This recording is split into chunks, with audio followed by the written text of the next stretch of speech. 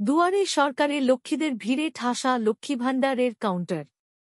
দুর্গাপুর বার্তা। শুরু হয়েছে দুয়ারে সরকার কর্মসূচি। আগামী ১ ফেব্রুয়ারি পর্যন্ত চলবে এই শিবির। প্রায় ১ বছর পর রাজ্যে আবার শুরু হল দুয়ারে সরকার কর্মসূচি। এই শিবিরে মোট ৩৭টি প্রকল্পের সুবিধার জন্য আবেদন করা যাবে। রাজ্য সরকার আগে থেকেই বিজ্ঞপ্তি জারি।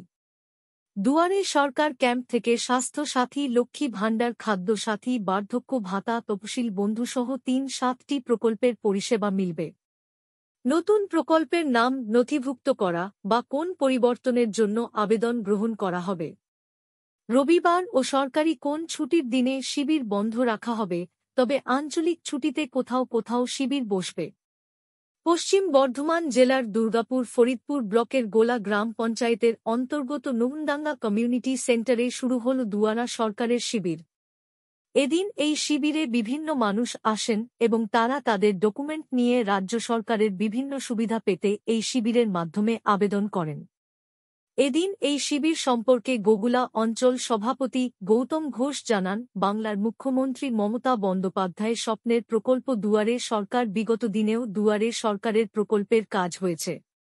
আজকেও আমাদের গোগুলা গ্রাম পঞ্চায়েতের দুয়ারে সরকার প্রকল্পের শিবিরের আয়োজন করা হয়েছে। তিনি বলেন, মানুষের যে সকল পাওনা সেই সব মানুষ ছুটে আসছে।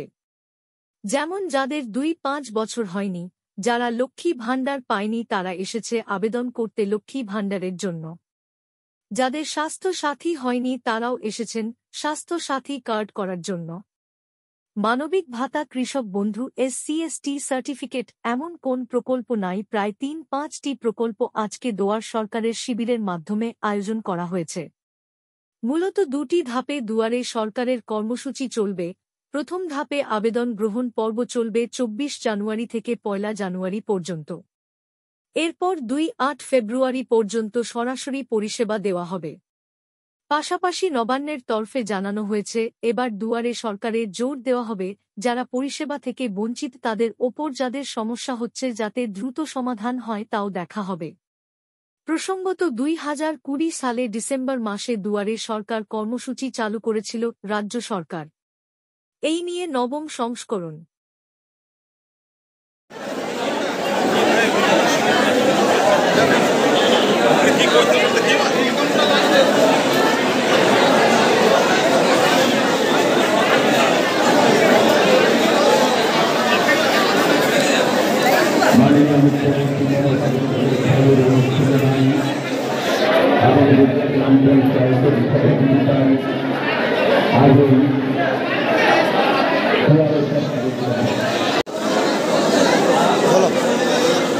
দাদা, আজ অনেক দিন পর দুয়ারে সরকারের আয়োজন, কি বলবেন?